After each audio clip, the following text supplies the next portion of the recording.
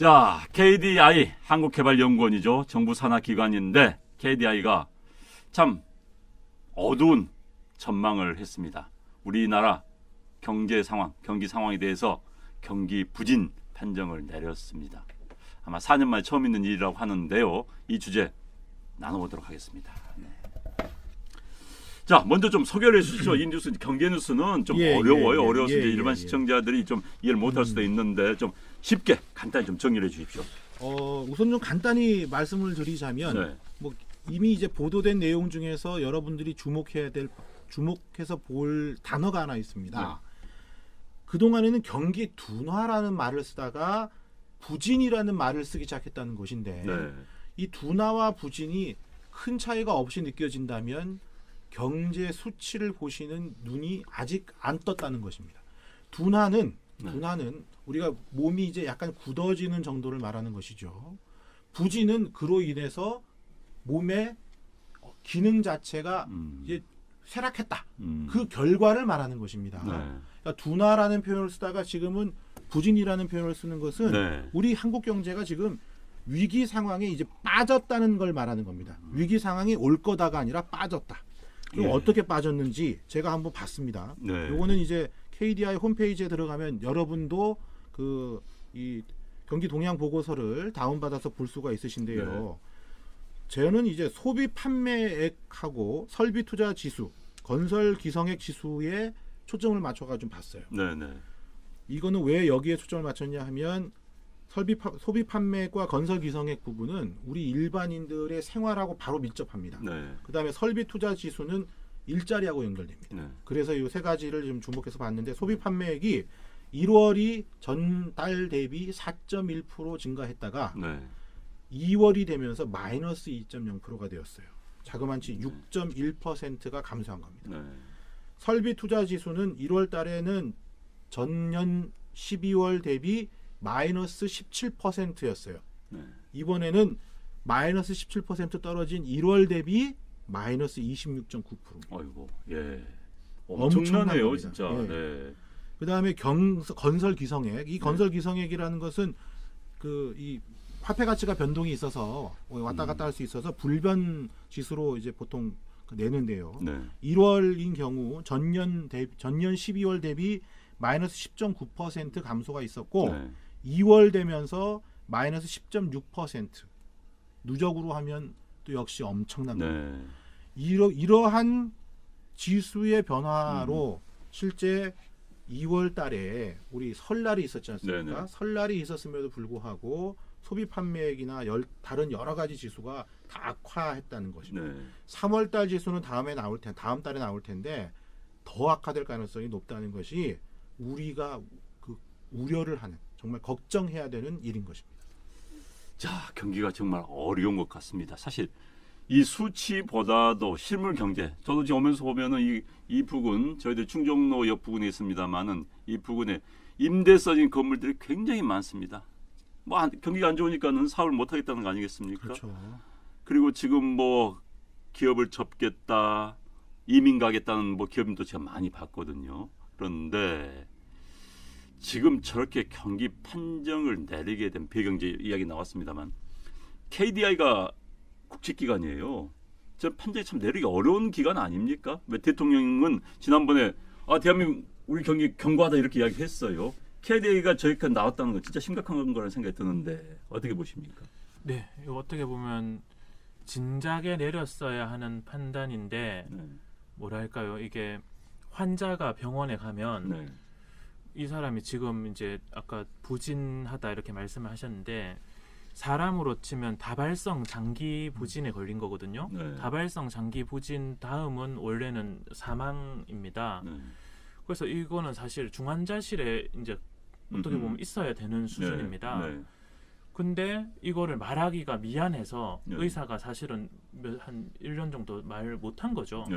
그래서 언제 말할까 하다가 이제는 진짜 말 안 하면 죽을 것 같거든요. 네. 그러니까 지금이라도 이제 말한 거죠. 네.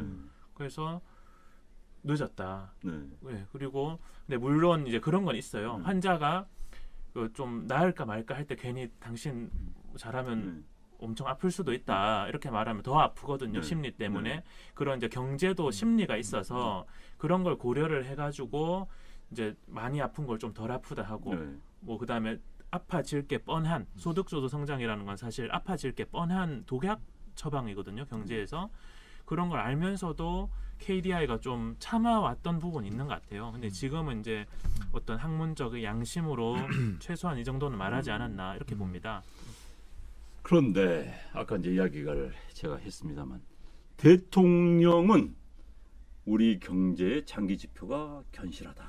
뭐 지난달인가 이야기했습니다. 전 수석 비서관 뭐 보좌관 회의, 이제 수보 회의라고 하죠. 거기서 이야기했던 것 같은데, 자 저는요 정말 이해를 못하는 게 제가 보기에 대한민국 경기 어려워요. 많은 전문가들이 대한민국 경기 큰일이다. 정말 잠재 성장률이 뚝뚝 떨어지고 있다. 이거 어떻게 할래? 한데 대통령은 견고하다. 옛날에 저런 이야기 했었죠. 물 들어올 때 배 띄워야 된다. 그런데 KDI 이런 보고서 내용이 나왔어요. 그런데 대통령 대체 누구한테 보고를 받고 보고서 대통령한테 보고한 사람 대체 누굽니까? 왜 대통령이 그런 이야기를 속된 말로 헛소리를 하고 있는 겁니까? 그건 저도 잘 모르고요. 네. 제가 네. 청와대 인사를 좀 아는 사람이 없어서. 네네네. 그런데 이제 그럼 왜 그럴까요? 왜? 그 부분, 그러니까 네. 왜 그럴까? 네. 결국 이 수치는 거짓말을 하지 않는데 네. 아까 말씀하셨던 내용하고 저는 약간 생각을 달리합니다. 물론 전체적으로는 다 같아요. 네. 어떤 거냐 하면 네.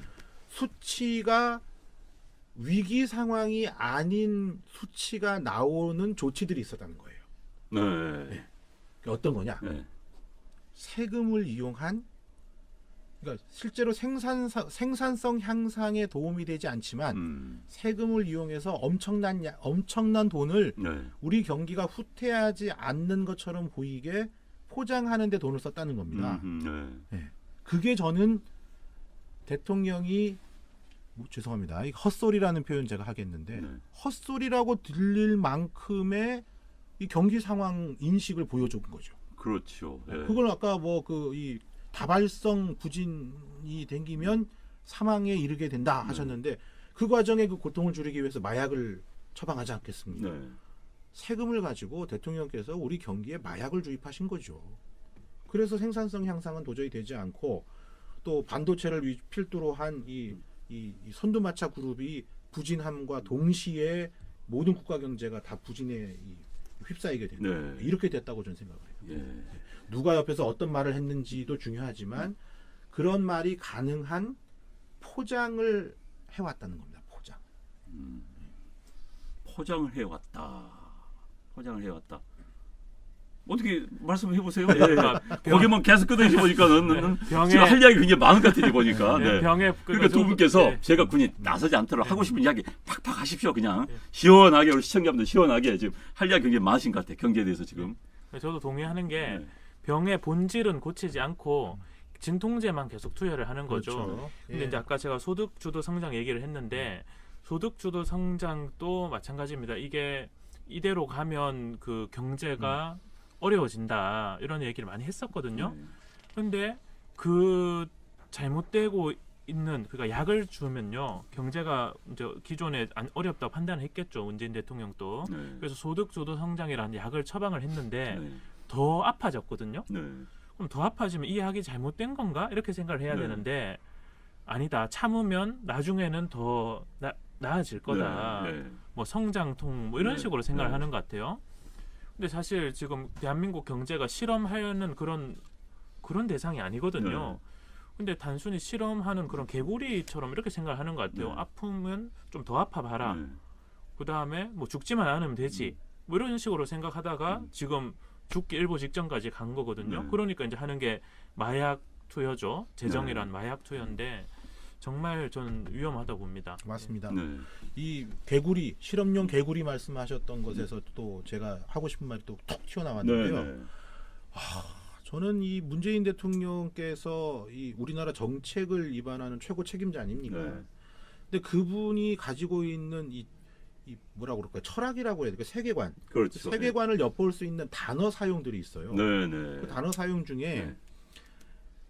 자기 내부에서의 비판은 뼈아프게 듣는데 네.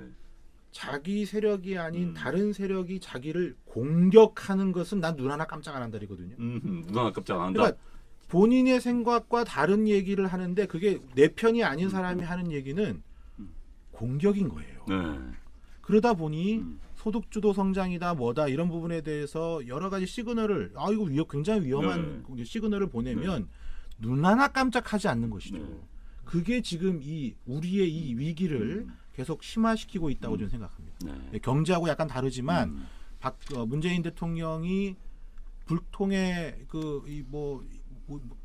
뭐라 그럴까 문제 때문에 네. 결국은 직을 놓으셨던 박근혜 대통령보다도 더 위험하다고 저는 생각하는 이유가 소통 아니면 불통이 아니라 다른 의견을 공격이라고 보니까 말이 됩니까 이게? 제 생각에는 거기서 파생되는 더 큰 문제가 하나 있어요. 이게 정치에서는 사실 뭐 네 편 내 편이 있을 수가 있죠. 근데 지금 경제는 국민들이 고통을 겪고 있는 거거든요. 그렇죠. 예. 뭐 정치인 중에 사실 뭐 소득주도 성장으로 소득이 준 정치인은 별로 없을 거예요. 네. 근데 국민들이 지금 이거 힘들다 하는데 네. 아까 말씀하셨던 이제 정치에서만 편을 가르는 게 아니라 네. 국민 또 편을 갈라버리는 거예요. 네. 나를 지지하는 국민, 그 다음에 네. 뭐 그분들이 얘기하는 적폐 세력을 지지하는 국민, 네. 뭐 이런 식으로 갈라버리니까 문제가 더 커지는 거죠. 맞습니다. 예. 그러면 이제 대통령께서 우리 경제를 활성화하기 위해서 그럼 요새 무슨 말씀을 하고 계신지 네. 그걸 좀 한번 살펴볼 필요가 있어요. 네. 오늘 예전에 오지라고 또 3D 업종을 또 뭐 이렇게 또 잘못 그렇죠. 말했던 오지라고 것처럼 했죠. 네. 오지라고 이렇게 얘기한 걸 오늘은 5G라고 얘기를 제대로 하셨다 네. 그러죠. 네. 예. 영어니까 5G죠. 네. 안 네. 그랬으면 뭐 우리말로 오해라고 해도 뭐 네. 잘못된 건 아니지만 그런 말씀을 하시는 대통령의 이 메시지에 네. 정말 그렇다면 5G 시대가 도래하고 그 표준을 만들기 위해서 국가가 지원하겠고 뭐 계획을 잡겠다 했는데 정말 우리나라의 먹거리라고 할 수 있는 원자력은 그럼 어떻게 하실 겁니까?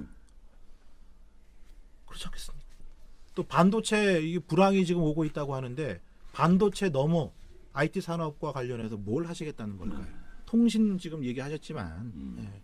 그런 측면에서 사실 우리 국가가 해야 될 여러 가지 일들이 대통령의 입에서 나오기를 간절히 바랍니다.